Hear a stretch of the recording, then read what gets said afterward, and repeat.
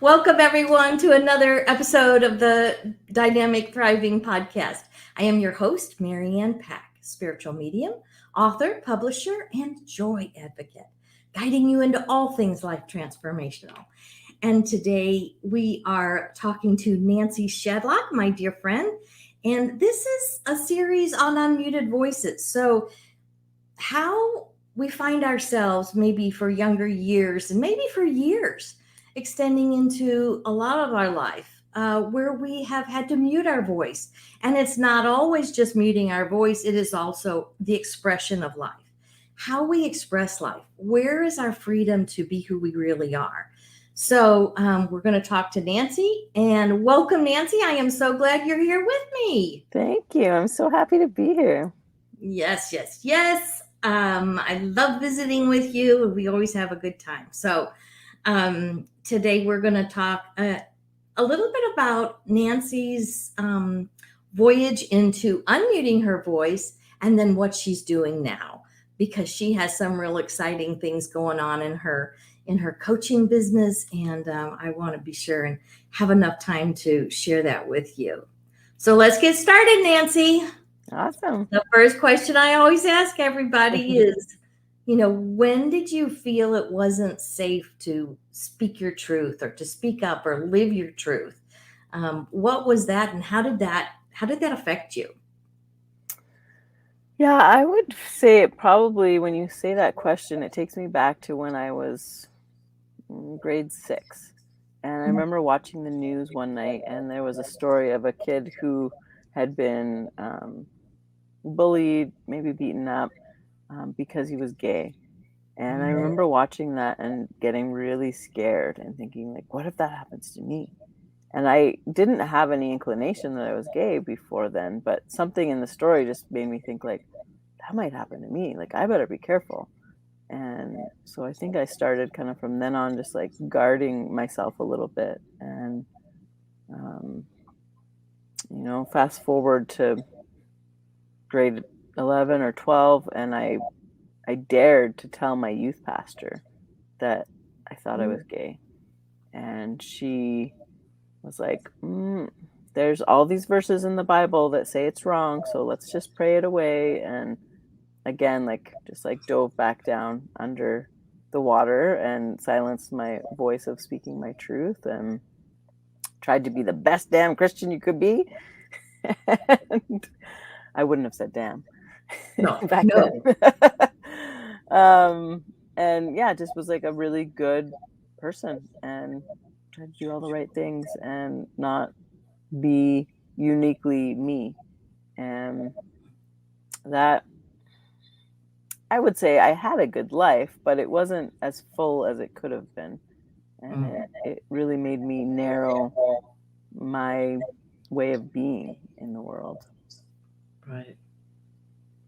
Yeah, I call a lot of those, they're indoctrinated beliefs. They're things that we take on that are not necessarily true for us, but we're told them, so we believe them and we take them on. Mm-hmm. So what were some of those beliefs that kind of told you had to play small, you had to not be who you really were, or not even venture into the questioning of who you were? Mm-hmm. Well, like I said, I grew up very Christian, and my parents were missionaries in Africa, and so that was the whole world that I knew. That was all that I knew. And I had an uncle who was gay, and I remember hearing them talk about him in kind of a disparaging way, and praying for him, and worrying about him and things. And so yeah, I took on this belief that it wasn't okay to be gay. It was sinful. It was wrong.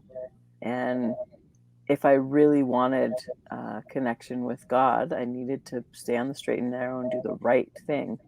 And I remember things like them talking about Paul and his thorn in the flesh, and that was the thing that helped him come closer to God. And so that was my thorn in the flesh, was thinking that I was gay. And so I just had to pray that away, and that was my challenge to become stronger and my faith and things. And meanwhile, it wasn't actually doing that. I went to conversion therapy even to try and pray it away and get help to become pure and right and let go of this deviance. And it didn't work. Like, that just made me feel worse about everything and kind of blocked my connection with the divine. And so it's been interesting now, like, as I've come out and been more honest and true about all that I am, who I am. It's like my idea of God has like been blown out of this little box into this expansive, like, the divine is everywhere and in everyone and everything, and speaking to me so much more vibrantly than ever before. And I see the ways that the things that I was taught before are so fear based and so narrowing and so, like, you have to stay on this straight and narrow, and if you deviate off you'll be in dangerous territory, and so much fear of what will happen. And to realize, like, there's so much life out in all the margins and all these other places that I previously thought I couldn't look at oracle cards or, like, listen to my horoscope or different things. But it's like, oh, like, how big is your idea of the divine? Like, couldn't the divine work through all of these different mediums and literal mediums Right, like yourself? right. That's right. Mhm. Yeah. Yeah, that's I hear that so easily. I resonate with that because of my upbringing also. Yeah, it was so taboo to touch into too many so many areas outside of just the church. I think about just even reading material, whatever. It always needed to be aligned with, coming out of headquarters publishing house or something, so that Yeah. it didn't deviate. And I feel like I missed out a lot with just even schooling, because I love sciences, and oh my gosh, you can't study science because all those scientists are atheists. Yeah. They'll And they take might you. believe in evolution. That's right. Yes. So yes, I totally feel that. uh, so when did you start shifting those beliefs? When did that start coming around, when you started evaluating your beliefs and realizing, this may not be so true to my Mhm. soul? Where did you start finding that relief, or that broadening that you were talking about, expanding your vision, expanding your world, that Mhm. the divine is more than just this little box we had him in? And I think that's why I started calling God source, because the God of my childhood was so much smaller than source of everything, source Yeah. energy, source, you know. And even just calling God him, like that. Exactly. I keep challenging my mom on that of, you could tell my daughter that God is they, like, Mm-hmm. because I don't think God is just male or female or, like, Mm-mm. all of us. And No, it's so, I would say it started broadening at different points in my life, but a big turning point was like 2008. I started doing my master's, and I did a Master of Arts in Spiritual Formation. And so was really looking at the ways that people are formed spiritually. And that's when, I started looking at all these different pathways to connecting to the divine and was challenged by it. Excuse me. I was going to a Baptist seminary, mm, but I was lucky enough to have a prof that broadened us across so many things.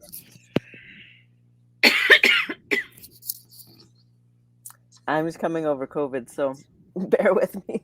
ooh, Yeah.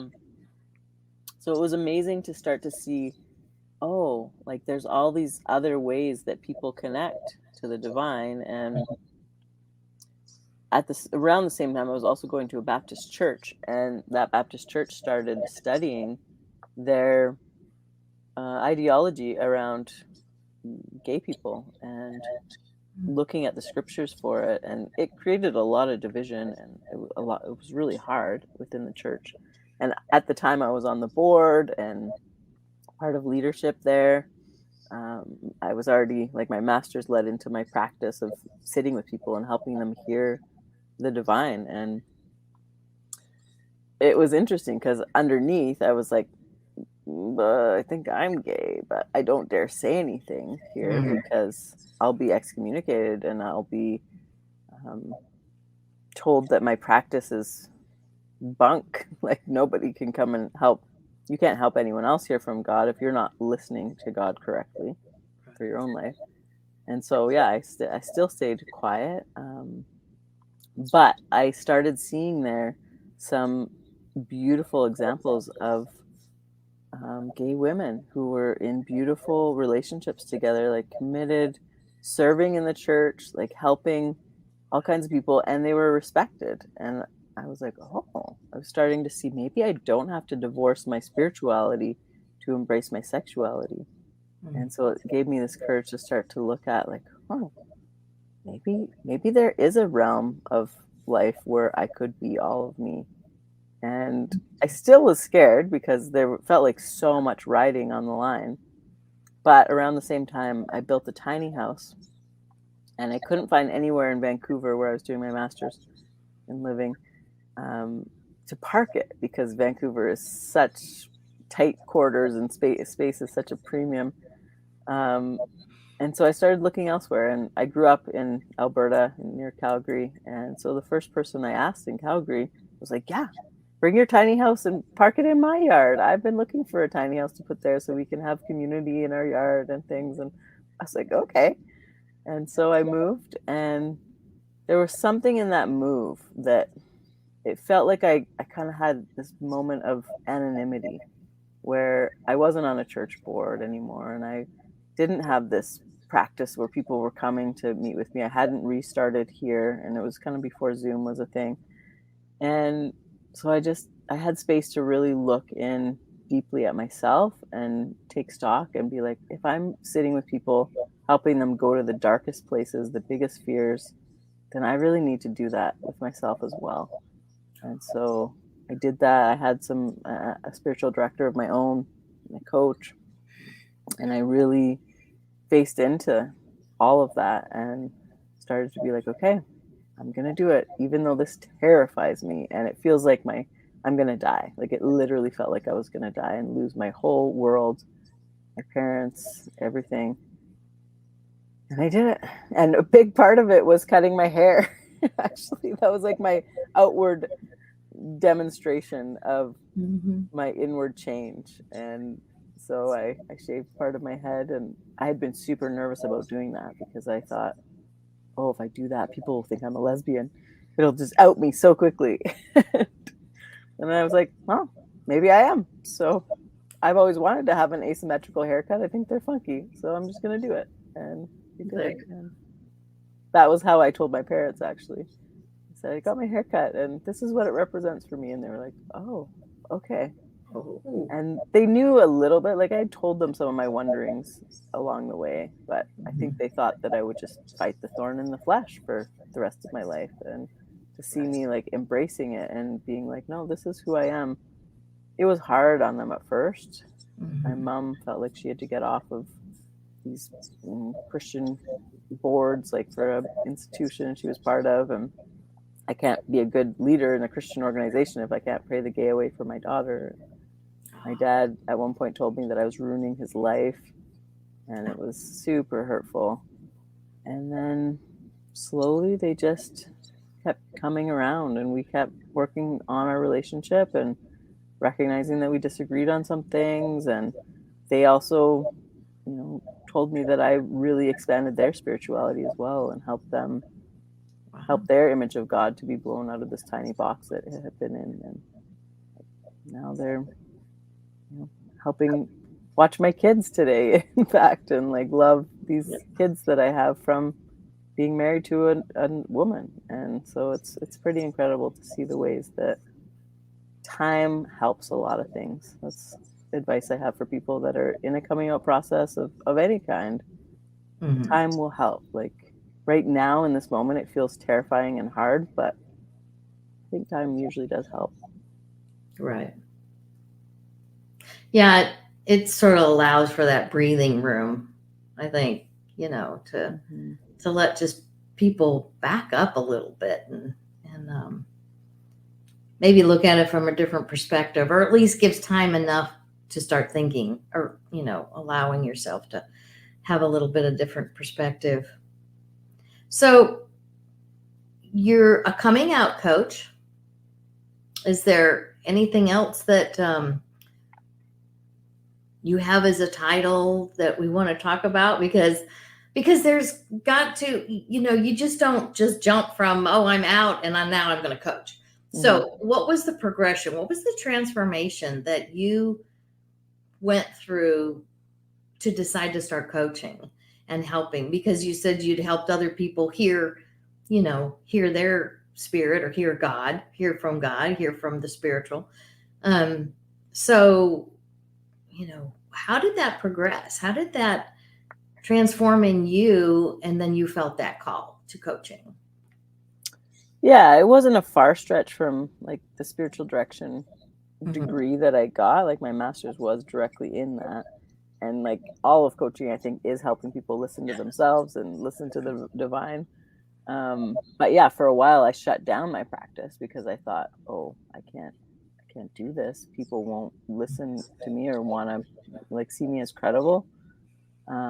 But then, yeah, I started to realize actually a lot of people want a space to be able to talk about their spirituality and their sexuality. And so I did some extra certification in coaching so that I could round out my practice, not just in the spiritual realm, because I think a lot of times people don't realize that like the spiritual struggles that we have aren't as acute as our business not working or our relationships not working. And so rounding out my practice so that I had skills in helping people in all of the areas was helpful.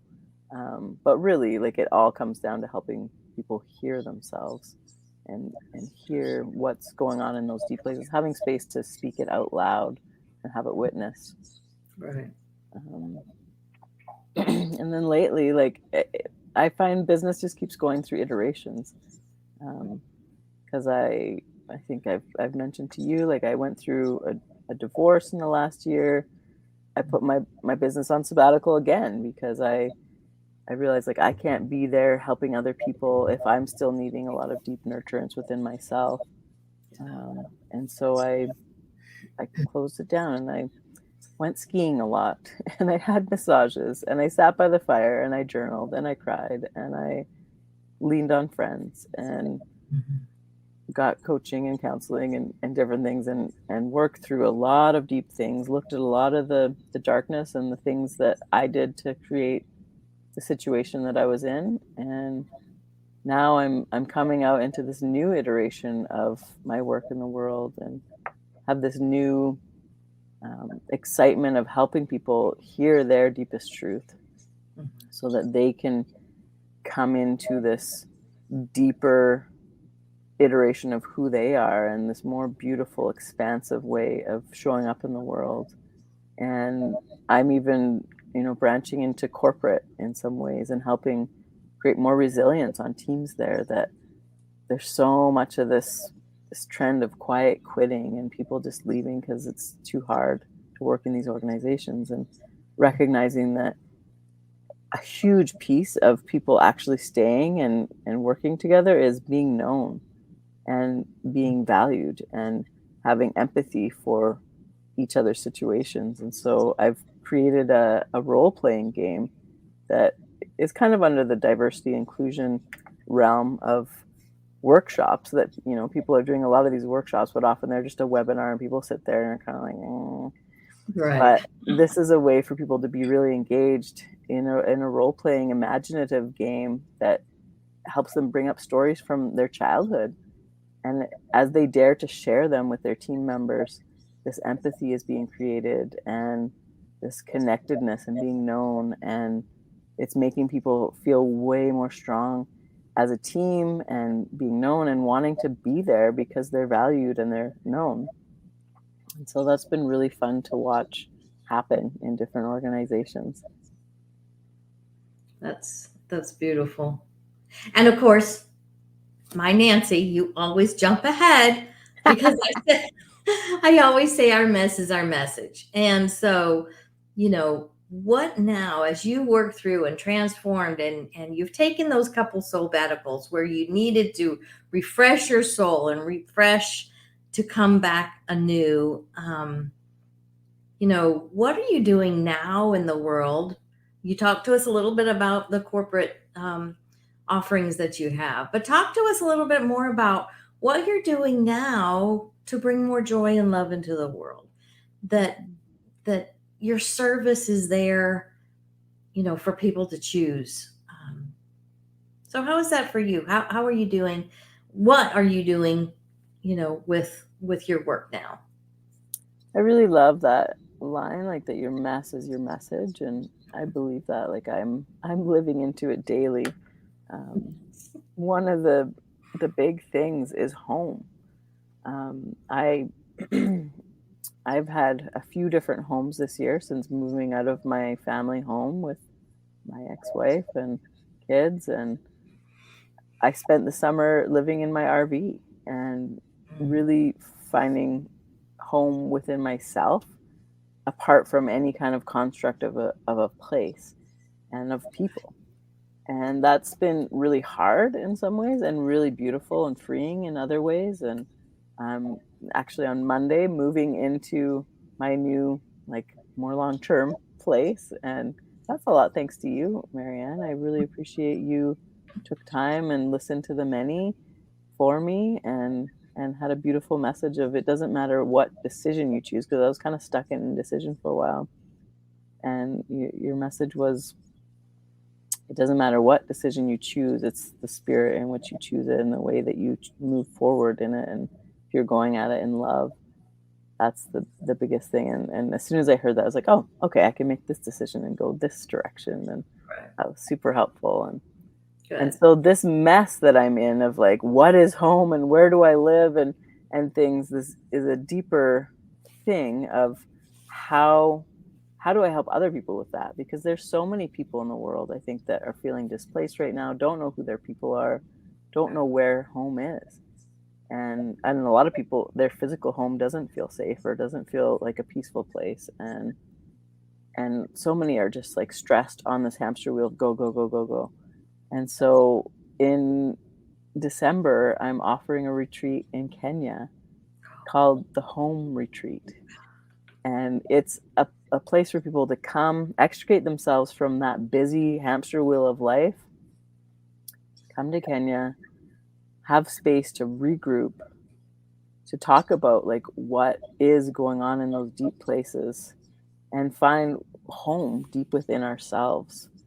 And I'm right there in the mess with everyone, but I recognize I also have like skills for holding space to go to these deep, dark places and help heal and go to these light places where we have fun and adventure. We're going to go on safari and we're going to feed giraffes and see baby elephants and um, lay in hammocks, but then also have deep, deep transformational conversations that will help us return to wherever we were as this new person with a new perspective of like, what is it that I want to do with this beautiful life of mine? How can I best show up as my truth that is in service to others, that is my offering in the world? And so I'm so excited to be offering the home retreat in Kenya this year. So who would be a good person to attend? Who would want? What's going on in their life that they would be called to do this with you? It's people that are in transition, and so Okay. whether they're you know, leaving a marriage, leaving a job, um, their kids have grown up, and they're like, okay, what am I going to do now? Mm. And anyone who's on that threshold of I've been doing this, but it hasn't felt quite right. It's time for something new, but it feels scary to move into that new. I don't even know what that new is. Come, because we'll help you get clear on what is that new. What is it that you're really here for? What lights you up?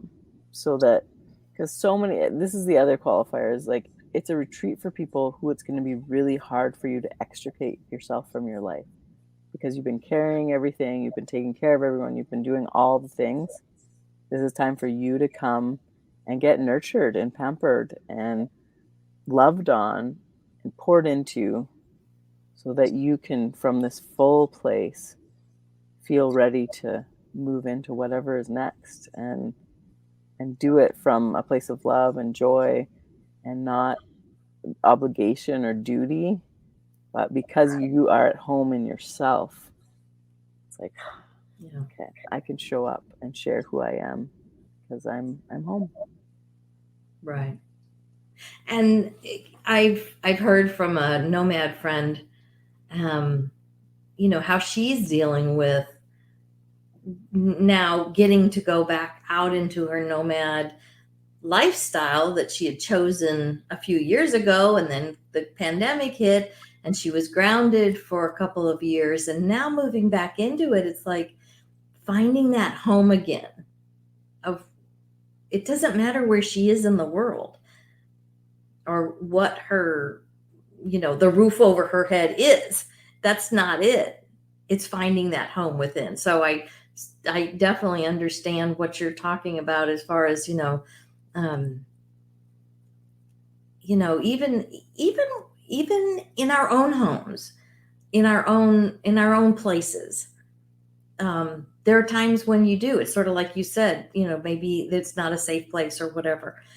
But even if it is a safe place, sometimes you still have to find your home. You still have to find uh, that inner love and joy, and that settling, that peace, that comfort. That it doesn't matter, what else is going on, highs and lows, whatever. It's just like a steady thing. It's that belonging, knowing that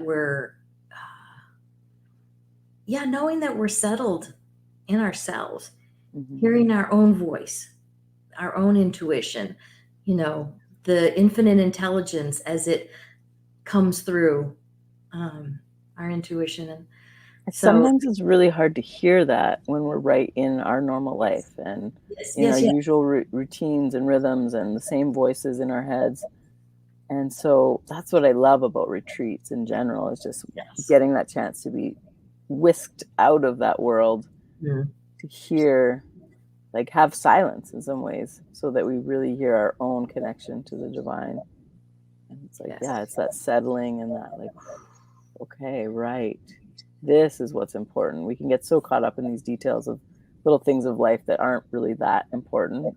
Right. And when we get out, we see the bigger picture, and we can be like, okay, I'm going to regroup, have a Mhm. new direction, and feel even more connected to the depth of who I am. Yes.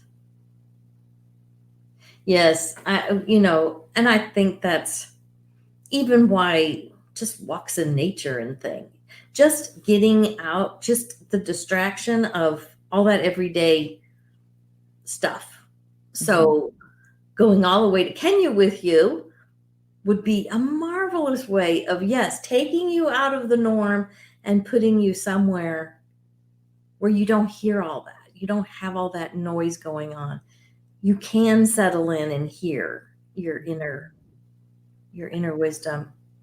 And it was where I grew up, and so I have a lot of connections and ties, and I speak Swahili, so in some ways I'm the perfect person for you to Mhm. like lean into and just let me and my partner are taking care of the retreat, of just like all the logistics and things, so that it literally is get yourself to Nairobi and then you'll be nurtured and cared for, and you don't have to worry about any of that stuff like food or anything. It's like, Right. okay, really rest. So give us a little tidbit about growing up there. Yeah, it was amazing. I loved it. I had this juxtaposition of 3 months.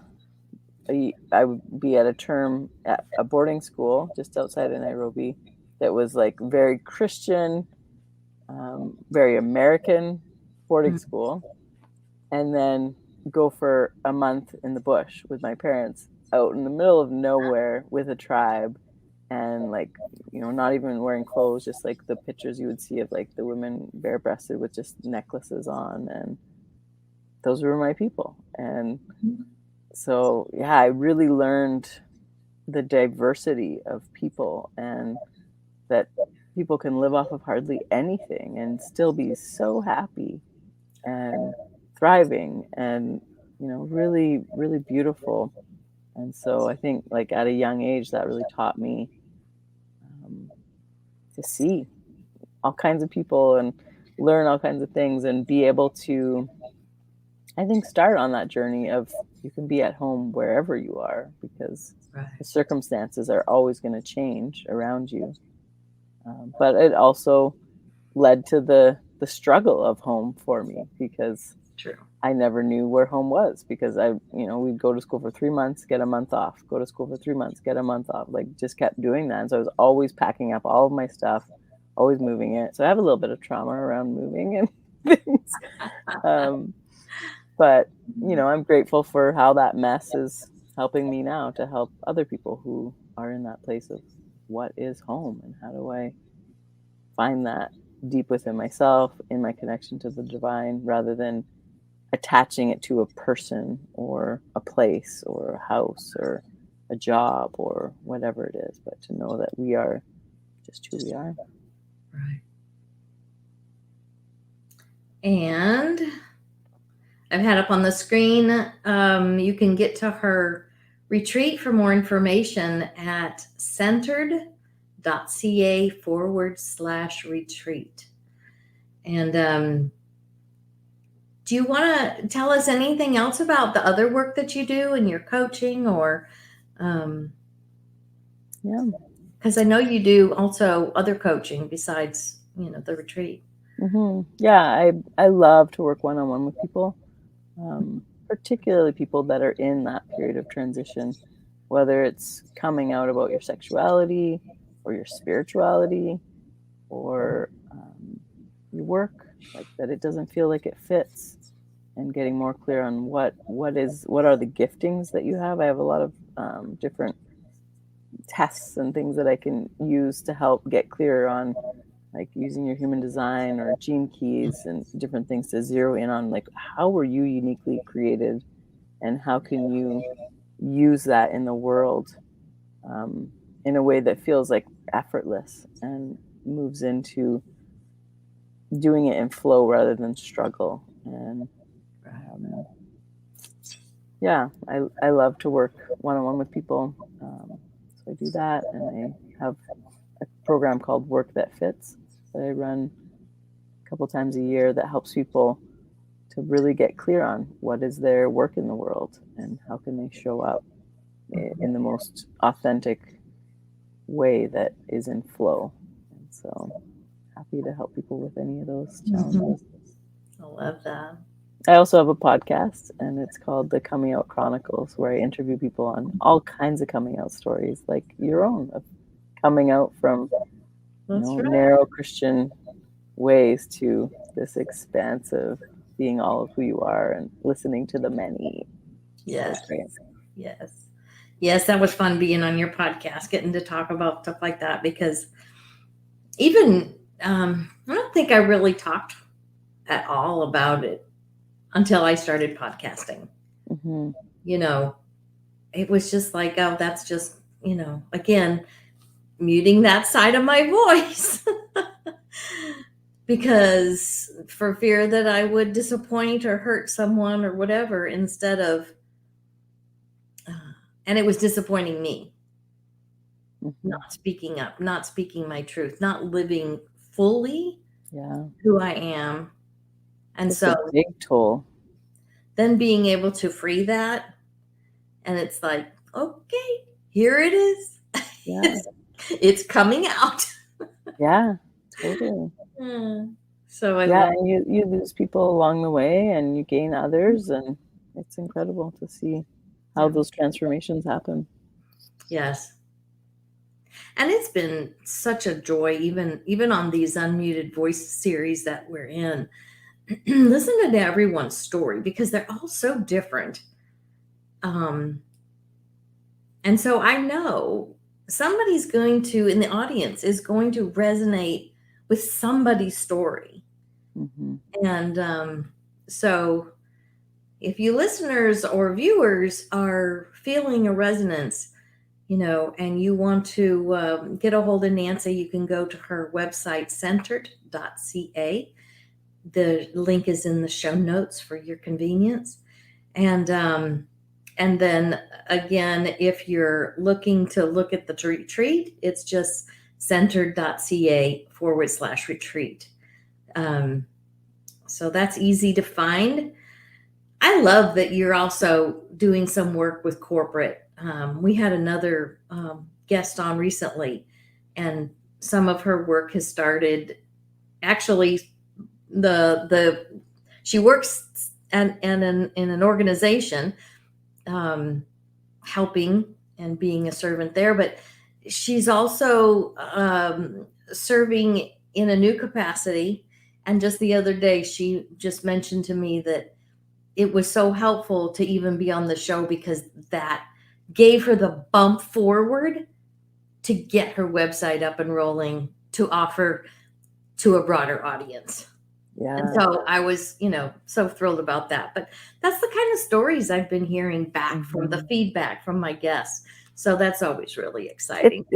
You're right. Like, there's something so powerful in speaking our truth out loud and having it heard, and really hearing it ourselves. Yes. And that's happened over and over on the Coming Out Chronicles as well, where people come on and then they're emboldened to do it even more. Like, coming on the Coming Out Chronicles is in some ways another coming out.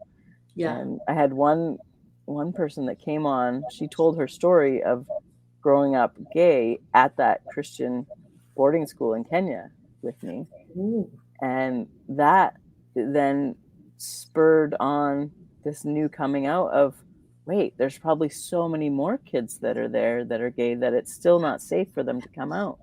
And so she then created a community where people could come and talk who have gone through that school and are now out and have found like this comfort with each other. And that's led to us having conversations with the administrators of that school to help make it safe for kids now who are gay, who it's still not like necessarily overt that it's safe for them to come out, but the more we have conversations of what supports can be there, it'll be super helpful.